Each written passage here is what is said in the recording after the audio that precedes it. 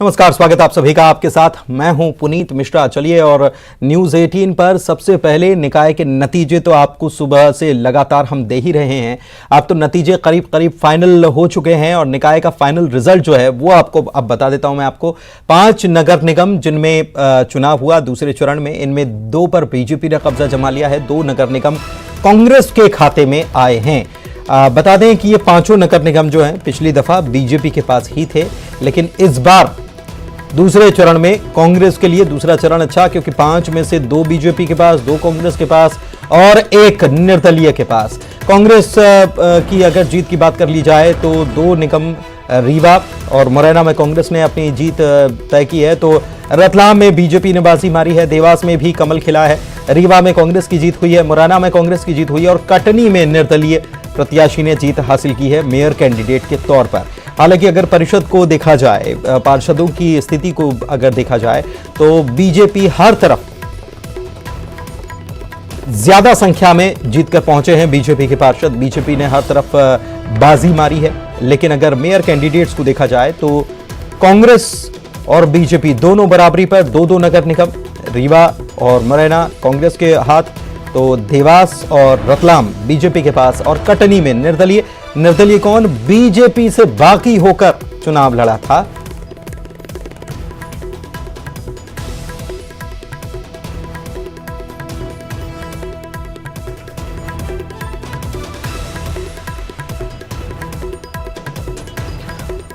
और हमारे साथ हमारे सहयोगी हमारे साथ लाइव जुड़े हुए हैं, सीधे उन्हीं के पास चलते हैं। रतलाम से जुड़े हुए हैं सुधीर जैन, शैलेंद्र भदौरिया बीजेपी दफ्तर से भोपाल से जुड़े हुए हैं, सुशील कौशिक मुरैना से हमारे साथ में हैं और वासु चौरे कांग्रेस भोपाल दफ्तर मौजूद हैं। और सबसे पहले सुशील के पास चलते हैं। सुशील, मुरैना से जो नतीजा आया है, ये मुरैना या ग्वालियर दोनों की अगर बात की जाए तो चंबल में कांग्रेस को बढ़त मिली है और ये क्या दिखाता है? हालांकि अगर नगर परिषद की बात की जाए, पार्षदों की बात की जाए तो वो संख्या तो बीजेपी की ज्यादा रही।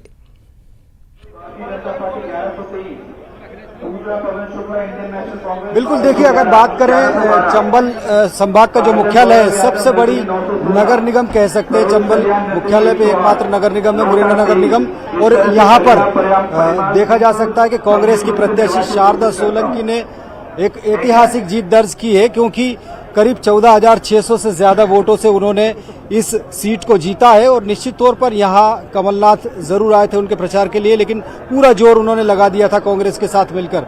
भारतीय जनता पार्टी ने भी पूरी ताकत झोंकती थी।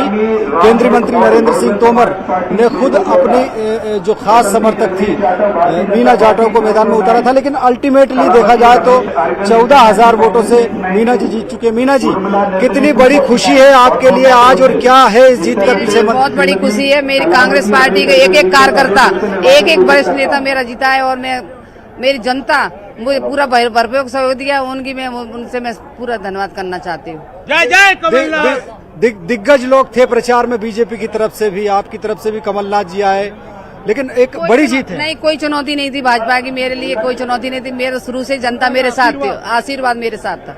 जनता आपके साथ हमेशा रही है जी। अच्छा, ग्वालियर के बाद आप भी मेयर बनी है, तो दोनों जगह महिलाओं की सीट है। ग्वालियर से मेरी बहन शोभा करवार बनी है और मैं महापौर के लिए यहाँ मुरैना से चुनी गई। वो जनता ने पूरा भरोसा दिलाया। ये जो जीत है, आपको लगता है कि 2023 में जो विधानसभा चुनाव होंगे, कहीं ना कहीं मनोवैज्ञानिक लाभ मिलेगा कांग्रेस को? जरूर मिलेगा, जरूर मिलेगा। हमारे क्या लगता है ये जीत जो है बड़ी जीत है मुरैना की? ये बहुत बड़ी जीत है और इस ग्वालियर चंबल के लिए हमारे मुरैना जिले से 2 महापौर बने हैं। शोभा सकरवार जी भी हमारे मुरैना से हैं और शारदा सोलंकी जी भी यहाँ मुरैना से हैं। ये कमलनाथ जी पे लोगों ने विश्वास किया है, उसी का ये परिणाम है। जय जय कमलनाथ, जय जय कमलनाथ। क्या कहना चाहेंगे? आज बड़ी खुशी है आपको? हम 6 भाई है, मेरा ये छोटा भाई है, इसकी पत्नी है, मेरी बहू है और मैं 80 में सांसद रहा हूँ। क्या कहना चाहते हो आप? बोलो। बाबूलाल जी, आप सांसद रहे हैं और अब जो बहू है वो मेयर बनी है, तो कितनी बड़ी खुशी है आपके लिए? 80 के दौर में आप सांसद थे। मेरे लिए इससे बड़ी और खुशी क्या हो सकती है कि मेरी बहू मेयर बनी है और ये कार्यकर्ताओं की डब्बा बनी है, कांग्रेस पार्टी की डब्बा बनी है। तो निश्चित तौर पर जी पूर्व सांसद बाबूलाल सोलंकी है, 80 के दौर में सांसद रहे मुरैना से कांग्रेस पार्टी से, और उनकी ही आज देख सकते हैं आपकी शारदा सोलंकी नगर निगम मुरैना की मेयर बनी है। तो कहीं ना कहीं कांग्रेस के लिए एक बूस्टअप कहा जा सकता है 2023 के विधानसभा चुनाव। बिल्कुल, और वो भी ऐसी जगह से जहां कांग्रेस को विधानसभा चुनाव हुए और उसके बाद जो उपचुनाव हुए, तो सबसे बड़ा झटका कांग्रेस के लिए चंबल, ग्वालियर चंबल ही था। और यहां से ही अगर कांग्रेस को बूस्टअप मिला है, ये जो जीत है कांग्रेस इसे बूस्टअप के तौर पर देख रही है। लेकिन सुधीर के पास चलते हैं। रतलाम से ये कहा जा रहा था, सुधीर बहुत इंतजार किया प्रत्याशी को चयन करने में, कांग्रेस ने भी इंतजार किया, आखिरी वक्त में प्रत्याशी का चयन किया, लेकिन नतीजे जो आए वो ये बता रहे हैं कि बीजेपी का गढ़ है रतलाम और इसे जीतना इतना आसान नहीं है। मुकाबला भले ही टसल का या कड़ा मुकाबला, नजदीकी मुकाबला कहा जा रहा हो, लेकिन नतीजे ये बता रहे हैं कि बहुत मेहनत कांग्रेस को करना होगी।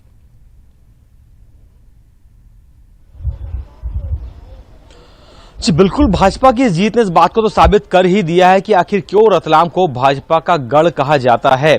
और सबसे बड़ी बात यह है कि जो राजनीति के पंडित है, जो जानकार है, वो भी इस बार कह रहे थे कि इस बार कहीं ना कहीं भाजपा को पिछड़ना पड़ सकता है कांग्रेस के कैंडिडेट से, लेकिन ऐसा कतई नहीं हुआ। भाजपा का जो ग्रास रूट लेवल का जो कार्यकर्ता है, उसने इस बात को साबित कर दिया, तय कर दिया कि नहीं, वोटर तो हम ही भी बाहर निकालेंगे। और वोटिंग जो परसेंट बढ़ा था वो भारतीय जनता पार्टी की जीत के लिए ही रतलाम में 70% वोट जो है यहाँ पर पड़े थे। बड़ा सवाल यह है कि 3 बार की एंटी इनकम्बेंसी फैक्टर की लगातार बात की जा रही थी। 2004 से ही रतलाम नगर निगम पे भारतीय जनता पार्टी का कब्जा है, तो ऐसे में लोग नाराज है, जनता नाराज है। और जबकि 2019 में यहाँ चुनाव होने थे और बीते 2 साल से यहाँ पे प्रशासन का कब्जा था, तो जिसके चलते लोगों के काम नहीं हो रहे थे, जनता में भारी नाराजगी थी, जिसकी वजह से हमने खुद ने देखा। और भाजपा के जो प्रत्याशी है वो भी ये कहते नजर आए कि यही वजह है कि भाजपा का जो लीड है, भाजपा की जो लीड 30 से 40 हजार वोटों की हुआ करती थी, वो घट के अब 8,000 पे आके सिमट गई है। तो भाजपा के लोग भी ये बात जानते हैं कि लोगों में कहीं ना कहीं नाराजगी है, और भाजपा कैंडिडेट ने साफ तौर पर कहा है कि कैसे भी करके इस नाराजगी को विधानसभा चुनाव के पहले दूर कर लिया जाएगा। तो अब देखना यह है कि आखिर भाजपा कितना जनता की कसौटी पे खरा उतरती है, और क्या कांग्रेस फिर से, अभी ऐसी बात भी आज लगातार सामने आई कि मयंक तो विधानसभा चुनाव का बी फॉर्म लेके घूम रहे हैं, मयंक अगले प्रत्याशी होंगे कांग्रेस के। तो ऐसी बातें भी अब निकल के सामने आ रही है, क्योंकि इस पूरे चुनाव को बड़े करीब से अगर हम देखें तो कहीं भी कांग्रेस का नाम नहीं था। मयंक जाट जो युवा चेहरा आया था सामने, पूरे समय मयंक जाट की ही चर्चा थी, क्योंकि लोग कहीं ना कहीं कांग्रेस को लेकर नाराजगी है, ऐसा कुछ लोगों का कहना है। तो मयंक को ही आगे रख के चुनाव लड़ा था, कांग्रेस पूरी बैकफुट पे थी। और सबसे बड़ी बात यह है कांग्रेस की हार का कारण यहाँ पे कि संगठन कहीं भी नजर नहीं आया। जिस समय वोटरों को बाहर निकालना था वोट करने के लिए लास्ट के 2 दिनों में, वहां कांग्रेस संगठन कहीं भी नजर नहीं आया, जबकि उसी का फायदा उठाते हुए भारतीय जनता पार्टी ने अपने पक्ष में जबरदस्त वोटिंग कराई, जिसका नतीजा हम सबके सामने है। जी ठीक है, यानी कि पहले चरण से सबक बीजेपी ने लिया, तैयारी की, मैदान में उतरे, दूसरे चरण में वोटिंग भी कराई और उसका नतीजा बीजेपी के पक्ष में रतलाम से आया। लेकिन रीवा में ऐसा कुछ नहीं हो पाया, मुरैना में भी ऐसा कुछ हो नहीं पाया। तो अलग अलग जगहों के हिसाब से, स्थान के हिसाब से पार्टियां अपना आकलन करेंगी ही। बीजेपी दफ्तर चलते हैं। बीजेपी दफ्तर में क्या चल रहा है? शैलेंद्र भदौरिया हमारे सहयोगी जुड़े हुए हैं।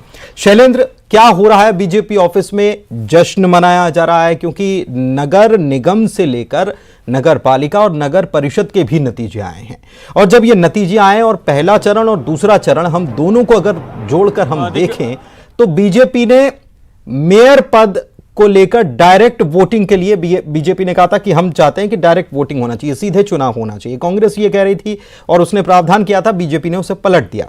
लेकिन क्या बीजेपी को यह लग रहा है कि वो कांग्रेस ने जो फैसला लिया था अगर वही होता तो सभी जगह परिषद बीजेपी की ही बनती? देखिए बिल्कुल, आंकड़े तो अभी तक यही गवाही दे रहे हैं कि जिस तरीके से चाहे ग्वालियर की बात करूं, जबलपुर की बात करूं, या जिन जिन इलाकों में बीजेपी के मेयर नहीं बन पाए, उन सारे इलाकों में कांग्रेस से ज़्यादा जो पार्षद हैं वो बीजेपी के जीते हैं। तो ऐसे में अब कहीं ना कहीं बीजेपी को ये पछतावा हो रहा है कि कांग्रेस ने जो प्रस्ताव रखा था शायद उसको मान लिया गया होता तो आज पूरे 16 के 16 नगर निगम में बीजेपी का कब्जा होता है। खैर अब तो परिणाम आ चुके हैं, अब कुछ मतलब नहीं है, लेकिन तस्वीरें जो है वो मैं आपको एक बार दिखा देता हूँ बीजेपी दफ्तर की कि तमाम जो नेता कार्यकर्ता हैं उनके पहुँचने का सिलसिला शुरू हो चुका है। फूल मंगा लिए गए हैं, ढोल भी आ गए हैं और धीरे धीरे करके जब कार्यकर्ता यहाँ पर जुट जाएंगे उसके बाद प्रदेश सरकार के जो तमाम बड़े नेता हैं वो भी यहाँ पहुँचेंगे और उसके बाद जो है वो जश्न किया जाएगा। क्योंकि जिस तरीके से पहले चरण में भी हमने ये देखा था कि जो मुख्यमंत्री शिवराज सिंह चौहान भी यहाँ पहुँचे थे और उन्होंने भी बाकायदा जश्न में हिस्सा लिया था और इस जीत को कार्यकर्ताओं की जीत बताया था। हालांकि इस बार भी अगर बात करूं, चाहे प्रदेश अध्यक्ष वी डी शर्मा की बात करूं या जो तमाम बड़े नेताओं की बात करूं, उनका साफ तौर पर यह कहना है कि ये कार्यकर्ताओं की जीत है। क्योंकि भले ही 3 नगर निगम उनके हाथ से इस बार चले गए हों, लेकिन वो ये कह रहे हैं कि नगर परिषद हों या फिर नगर पालिकाएँ हों, उनमें पार्षद प्रत्याशी उनके जीते हों और ऐसे में कहीं ना कहीं ये बताता है कि बीजेपी का जनाधार लगातार बढ़ रहा है। जबकि इसके उलट अगर कांग्रेस की बात करूं तो कांग्रेस के लिए भी ये खुशी की बात है कि पिछले अगर चुनाव की बात करूं तो 16 बीजेपी पर कब्जा था, लेकिन इस बार जो है कम से कम उनके हाथ में 5 महापौर की सीटें आई हैं। लेकिन कांग्रेस की राह आसान इसलिए नहीं होगी कि उन इलाकों में जहां से महापौर प्रत्याशी तो जीते हैं लेकिन परिषद बनाना उनके लिए बहुत टेढ़ी खीर हो जाएगी। तो ये कहीं ना कहीं जो अब गहमा गहमी का माहौल है वो बीजेपी दफ्तर में हो चला है और अब से कुछ देर बाद तमाम जो बड़े नेता हैं वो यहाँ पहुँचेंगे और उसके बाद जो जश्न मनाया जाएगा। और दूसरी बात, मंथन भी बहुत आवश्यक है क्योंकि जिस तरीके से तमाम जो बड़े नेता हैं वो खुद ये मान रहे हैं कि कई सीटें उनके हाथ से गई हैं। चाहे आज के मैं 3 सीटों की बात करूं या पिछले में भी जो सीटें उनके पास से 4 सीटें चली गई थी जिसमें से एक आम आदमी पार्टी जीती थी। तो ऐसे में अब मंथन करना भी बहुत आवश्यक है क्योंकि 2023 में जो है विधानसभा चुनाव होने और विधानसभा चुनाव के ठीक पहले यदि आप प्रदेश के पास से 7 जो है वो महापौर पद के प्रत्याशी हार जाते हैं तो ये बताता है कि कहीं ना कहीं जनाधार हल्का सा खिसक रहा है और उसको बहुत मजबूती के साथ पकड़ कर रखना होगा यदि 2023 में आपको जीतना है। और एक बात बता दूं पुनीत कि ग्वालियर चंबल संभाग हो या बिंद हो, ये दोनों ही इलाके बीजेपी के लिए गढ़ माने जाते थे, लेकिन इस बार बिंद में रीवा और ग्वालियर चंबल संभाग में ग्वालियर और मुरैना दोनों ही सीटों पर, यानी तीनों बिंद को भी मिला लें तो तीनों ही सीटों पर कांग्रेस के महापौर ने जीत दर्ज की। तो ऐसे में कहीं ना कहीं एक बड़ा झटका जो है वो बीजेपी के लिए है, लेकिन हालांकि आत्ममंथन की बात जो है वो बीजेपी के तमाम बड़े नेता कह रहे हैं। अब देखना होगा कितनी जल्दी आत्ममंथन होता है और आत्ममंथन से क्या निकलता है और 2023 में इस तरह से जो गलतियां हुई हैं या जो कमियां रही हैं उनसे बीजेपी कितनी सीख ले पाती है। जी बिल्कुल बिल्कुल। और मंथन से, जब मंथन होता है तो मंथन से केवल अमृत नहीं निकलता, विष भी निकलता है और उससे कैसे बैलेंस करना है ये हमने पौराणिक कथाओं से समझा है। तो बैलेंस करने की उसे जरूरत है, केवल अमृत पी लेंगे तो फिर विष कौन पिएगा, ये बात जरूर है। और एक चीज और कि भले ही बीजेपी ये कह रही है कि उसकी परिषद रही है और उसकी परिषद बन सकती है, तमाम तरीके से विचार भी किए जाएंगे, लेकिन रीवा से या ग्वालियर से या मुरैना से जो नतीजे आए हैं वाकई में वो चिंता की बात तो बीजेपी के लिए है ही। वासु चौरे कांग्रेस दफ्तर से भोपाल से हमारे साथ लाइव जुड़े हुए हैं, वासु के पास चलते हैं। वासु, कांग्रेस शुक्र मना रही होगी कि उसने जो फैसला लिया था, जो मैं अभी सवाल मेरा शैलेंद्र से था वही आपसे है कि कांग्रेस शुक्र मना रही होगी कि जो फैसला उन्होंने किया था वो अच्छा हुआ, लागू नहीं हुआ, नहीं तो ये जो हाथ में आ रहा था ये भी शायद नहीं आता।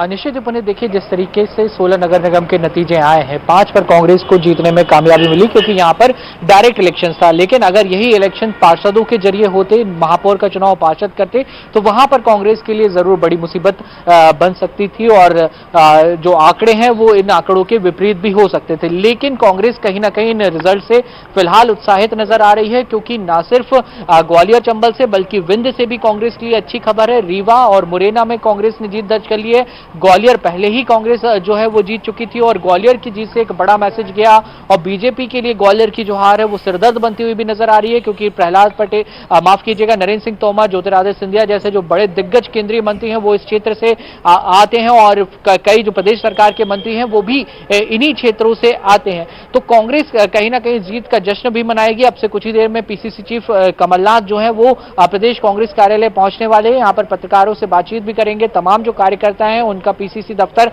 पहुंचने का सिलसिला भी शुरू हो गया है। हालांकि जश्न कितना मनाया जाएगा और इस जो परिणाम आए हैं उन पर एनालिसिस कितना किया जाएगा ये हम समझ लेते हैं। मीडिया विभाग के उपाध्यक्ष संगीता शर्मा हमारे साथ मौजूद है। मैम, ये मौका जश्न मनाने का है या फिर एक मंथन करने का है, क्योंकि बीजेपी से तो आप अभी भी पीछे नजर आ रही हैं?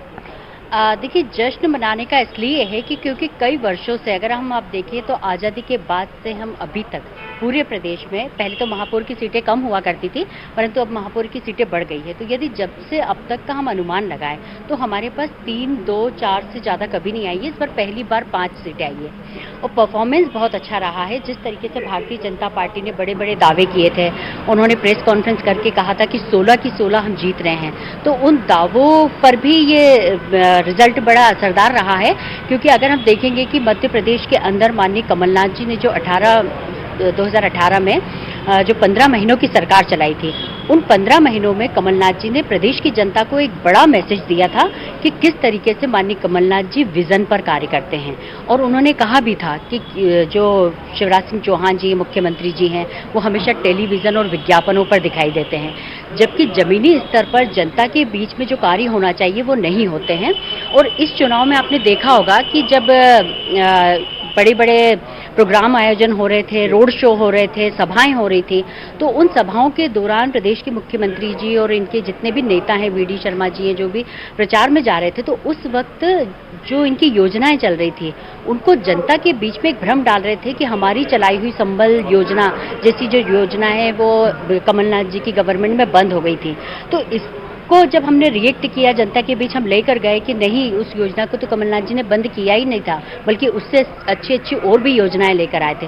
जब जनता के बीच में सच्चाई सामने गई तो जनता ने भी सोचा कि कमलनाथ जी सच बोलते हैं और ये लोग भ्रम में डालकर वोट लेते हैं। तो ये सच्चाई जनता ने केवल ये तभी क्यों सोचा जब मेयर कैंडिडेट को इलेक्ट करना था, तब क्यों नहीं सोचा जब पार्षदों को चुनना था? बिल्कुल पुनीत, बहुत महत्वपूर्ण सवाल आपने किया है। मैम देखिए, मेयर तो आपके 5 जीते हैं, 9 नहीं जीते। कहीं ना कहीं आप जो बात पहुंचाने की बात कर रही हैं वो पूरी तरह से शायद कांग्रेस भी कामयाब नहीं हुई, लेकिन पार्षदों की जब हम बात करते हैं तो फिर एक बार ज्यादा संख्या बीजेपी की सामने आती है। देखिए, जहाँ जहाँ पर हमारे पार्षद, जैसे हमारे, अब हम भोपाल की अगर बात कर लें तो हमारे पास 26 थे, अब वो घटकर 22 हो गए हैं। तो ये हमारे लिए दुख का कारण नहीं है। कारण ये है कि ओवरऑल मध्य प्रदेश में आप देखें, और अगर हम ओवरऑल मध्य प्रदेश की बात करें तो हमारी जो महापौर जीत कर आए हैं, जो वोट ऑफ परसेंट हमारा इन चुनावों में बढ़ा है, ये हमारे लिए बहुत सुखद है। क्योंकि हम देख रहे हैं कि हमारा आगे का लक्ष्य है 2023 में हम किस तरीके से जीत सकते हैं विधानसभा का चुनाव। तो उसको लेकर अब हमारी रणनीति तैयार होगी और किस तरीके से हमें किस क्षेत्र में कैसा कार्य नहीं, लेकिन